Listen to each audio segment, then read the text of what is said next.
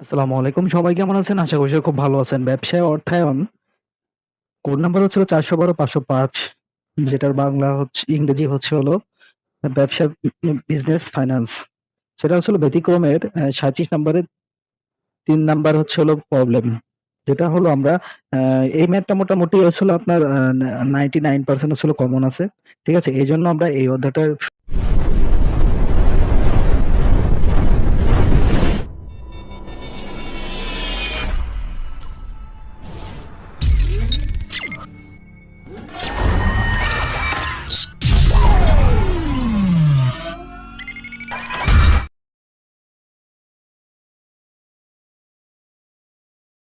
শুরু করতেছি।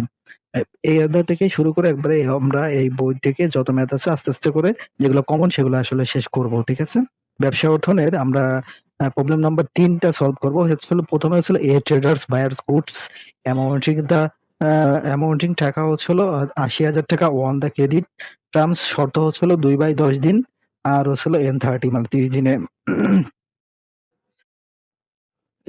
N30। ঠিক আছে, 30 দিনে এটা পরিশোধ করতেই হবে। তার মানে রিকোয়ারমেন্ট হচ্ছে হলো cost of trader, cost of trade credit হচ্ছে হলো প্রথমে আমাদের রিকোয়ারমেন্টস আছে এ তে। দ্বিতীয় হচ্ছে হলো the common amount payable on the 10 তারিখে যদি দেওয়া হয় তাহলে আসলে কত টাকা মানে অ্যামাউন্ট পেমেন্ট করা লাগবে আসলে, are the amount payable on the 30 মানে 30 দিনে পেমেন্ট করলে আসলে কত টাকা দেওয়া লাগবে। ঠিক আছে, তো আমরা এখানে 3টা রিকোয়ারমেন্টস আছে, এটা হচ্ছে হলো বি পার্টে থাকবে। বি পার্ট, যার মার্ক থাকবে হলো 4। ঠিক আছে, তো আমরা আসলে আগেই সুবিধার্থে আমরা ম্যাথটা কিন্তু উঠিয়ে নিয়েছি। ঠিক আছে, খাতায় খাতায় আমরা যখন এখন শুরু করব, তাহলে শুরু করার জন্য আমরা এখানে প্রথমে সলিউশন লিখব। Solution, solution 3। রিকোয়ারমেন্ট হচ্ছে হলো এ, এ নাম্বার হচ্ছে হলো রিকোয়ারমেন্ট। ঠিক আছে, এ তে রিকোয়ারমেন্টে আসলে কি আছে? এতে রিকোয়ারমেন্ট হচ্ছে হলো, এর রিকোয়ারমেন্ট হচ্ছে হলো এর রিকোয়ারমেন্ট হচ্ছে cost of credit, cost of trade credit. ঠিক আছে, cost of trade credit, credit cost of ক্রেডিটের এটা হচ্ছে হলো আমরা এটা হচ্ছে হলো একটা সূত্র আছে, APR, অ্যানুয়াল পার্সেন্ট রেট। এটার ফুল মিনিং হচ্ছে হলো অ্যানুয়াল পার্সেন্ট রেট সমান সমান দিলাম, সমান সমান দিয়ে পরে একটা হচ্ছে হলো টার্ম CDR। সিডিআর হচ্ছে হলো ক্যাশ ডিসকাউন্ট রেট। এটা আসলে আমি পাশে লিখে দিবানি এটার ফুল মিনিং গুলা। ঠিক আছে, পরে হচ্ছে হলো 100 থাকবে হলো, আর হচ্ছে হলো সিডিআর। এটা হচ্ছে হলো সূত্রের নিয়ম অনুযায়ী আমরা সূত্রটা আগে বসাই। সূত্রটা 360, আর হচ্ছে হলো সিপি মাইনাস ডিপি গুণ হচ্ছে হলো 100 ব্র্যাকেট 100। এটা হচ্ছে হলো সূত্র, কস্ট অফ ট্রেডের ক্রেডিটের হচ্ছে হলো সূত্র। তাহলে আমরা এখানে এখানে একটু আমরা সাইডে লিখি এয়ার, এয়ার হচ্ছে হলো এপিআর। এপিআর ফুল মিনিং হচ্ছে হলো annual percent rate, annual percent, PER CENTAG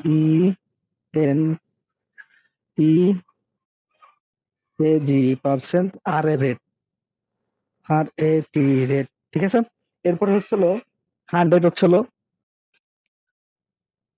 100 হচ্ছিল সূত্রে দেওয়া, আর সিডিআর তো ফুল মিনিং হচ্ছিল CDR সমান সমান হচ্ছিল ক্যাশ ডিসকাউন্ট রেট। সি তে ক্যাশ, ডি তে ডিসকাউন্ট, ডিসকাউন্ট, আর হচ্ছিল আর এ rate, RAT rate.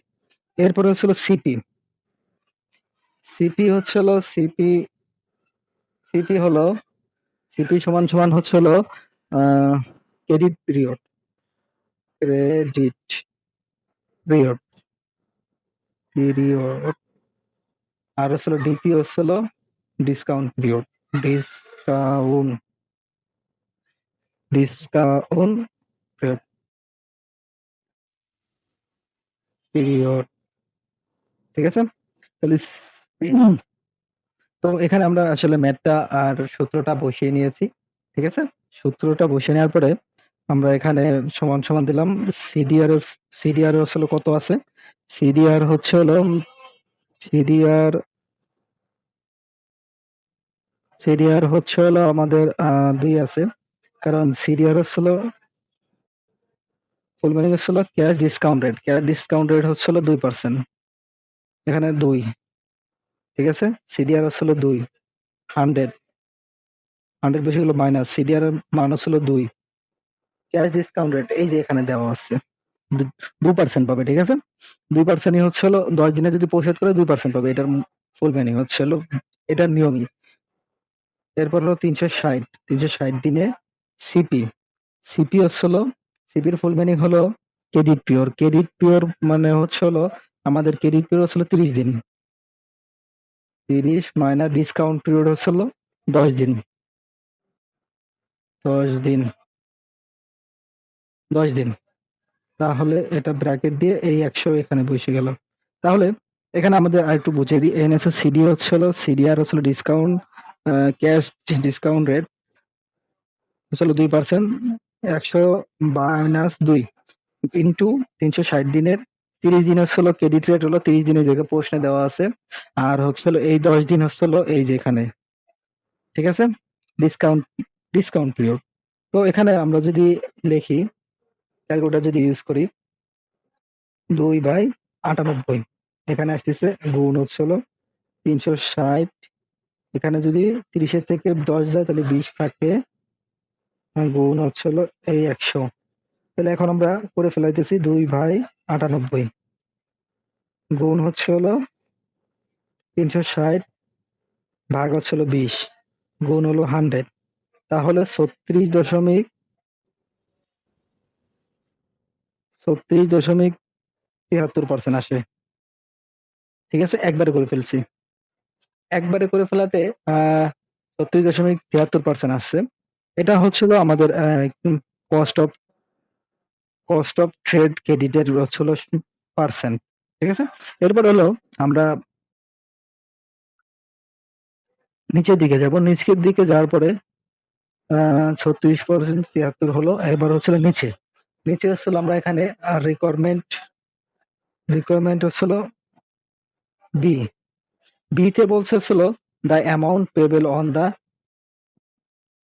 10th 10th day, মানে 10 দিনের ভিতরে যদি আমরা এই অ্যামাউন্টটাকে পেমেন্ট করি, তাহলে আমাদের আসলে কত পার্সেন্ট আসলে পেমেন্ট করা লাগবে।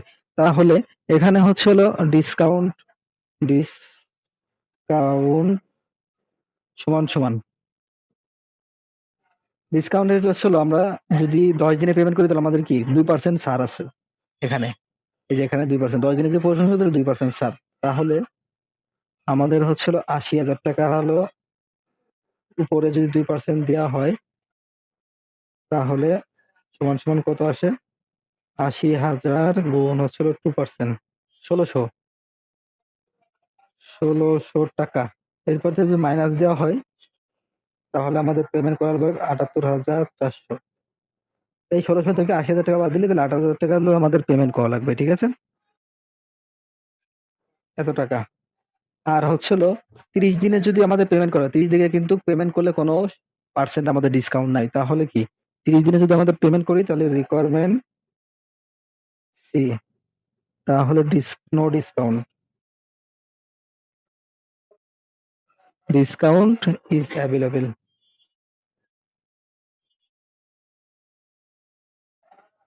কারণ কোনো ডিসকাউন্ট নাই, তাহলে কি আমাদের টোটাল অ্যামাউন্ট পেমেন্ট করা লাগবে, অ্যামাউন্ট পেবেল সমান সমান 80,000 টাকাই কিন্তু পেমেন্ট করা লাগবে, ঠিক আছে, 80,000 টাকাই পেমেন্ট করা লাগবে। আর এটা পেমেন্ট করা লাগবে কারণ ডিসকাউন্ট নাই, 2% ডিসকাউন্ট পাইছিলাম। তো এই ভিডিওটা আসলে এই পর্যন্ত কি ছিল, আমাদের 3 নাম্বার প্রবলেমটা সলভ করলাম। এর পরবর্তীতে যেটা ম্যাথ আসে সেটা হলো আমরা সলভ করব, যেগুলো আমরা ইম্পর্টেন্ট আছে ইম্পর্টেন্ট গুলো আস্তে আস্তে সলভ করবো, ঠিক আছে।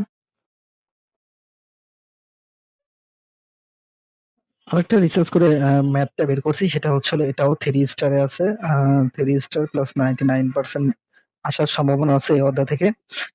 এটা হচ্ছে ব্যতিক্রম বইয়ের 39 পেজের 9 number problem. Problem number 9, with limited purchase some of food costing টাকা হচ্ছিল 45,000 টাকা, উইথ দ্য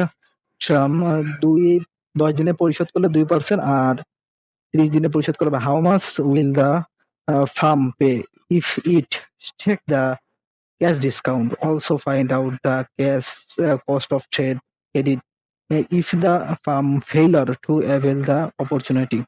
তো এখানে এখানে দুইটা শব্দ ইউজ করছে। If the take the cash discount, যদি যদি তারা কি করে ক্যাশ ডিসকাউন্টটা যদি রিসিভ করে তাহলে তাদের কি আসবে, এবং হচ্ছে কস্ট অফ ট্রেড ক্রেডিট, মানে দুইটা পার্টে ভাগ করছে ওরা, ঠিক আছে।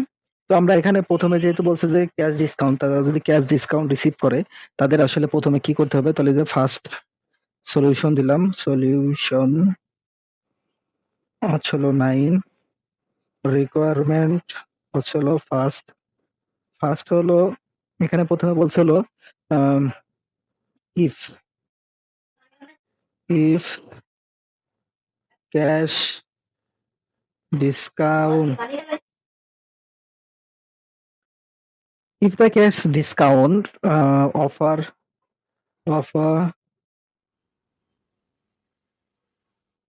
is accepted, যদি তারা গ্রহণ করে, মানে এই ডিসকাউন্টটা যদি তাদের গ্রহণ করে তাহলে তারা আসলে কত টাকাটা পেমেন্ট করবে, ঠিক আছে। তাহলে আমরা এখানে লিখতে পারি amount of the cash, amount of the cash discount. Discount হলো টাকা হচ্ছিল এই যে 45,000 টাকা। 45,000 টাকা হচ্ছিল কত পার্সেন্ট? 2%। 2%, 10 দিনে যদি রিসিভ করে তাহলে তারা 2% দেবে। তাহলে 2% যে কত আসে? 2% আসতেছে হলো 45,000 গুণ হচ্ছিল 2%। 2% আসছিল 900 টাকা। তাহলে অ্যামাউন্ট পেবেল হচ্ছে হলো 45,000 মাইনাস হচ্ছিল 900 টাকা। তাহলে মাইনাস হচ্ছিল 44,100 টাকা হলো আসতেছে। 44,100 টাকা হলো তারা যদি ডিসকাউন্ট রিসিভ করে, অ্যাকসেপ্ট করে, অফারটা যদি অ্যাকসেপ্ট করে তাহলে হচ্ছিল তাদের পেমেন্ট করবে 44,100 টাকা। আর হচ্ছিল cost of trade. Cost of trade হচ্ছিল এরপর হচ্ছিল আমাদের কি দ্বিতীয় requirement, cost of trade credit. Requirement 2, ঠিক আছে। কস্ট অফ তারা যদি if cash discount offer is not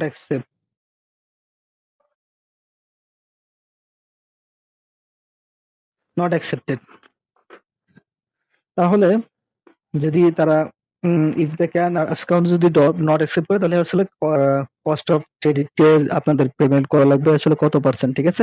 তো এখানে এর আগের ম্যাথটাই কিন্তু সেম ছিল।